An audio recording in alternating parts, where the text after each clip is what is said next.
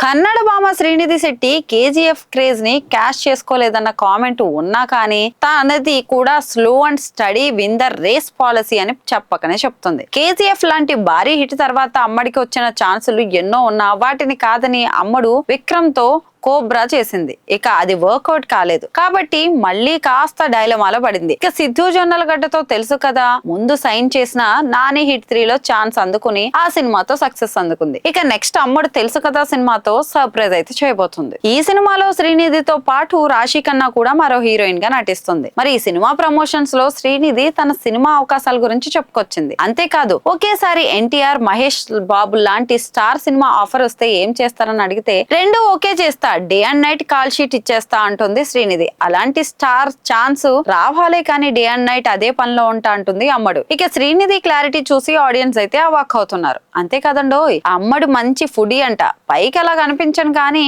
ఏ tasty food దొరికినా కూడా వదిలిపెట్టదట. ఇక తెలుసు కదా ఇంటర్వ్యూలో సిద్ధు కూడా ఆ విషయాన్ని కన్ఫర్మ్ చేశాడు. ఇక శ్రీనిధి శెట్టి మంచి ఫుడీ అని ఎవ్వరికి పెట్టకుండా తినేస్తుందని సరదాగా ఆట పట్టించాడు సిద్ధు. అంతేకాదు ఆమె ఏం చెప్పాలనుకున్నా మొహమాట పడదని, బెంగళూరులో షూటింగ్ జరిగితే మా ఇంటికి రావద్దని డైరెక్ట్ గా చెప్పిందని సిద్ధు అన్నాడు.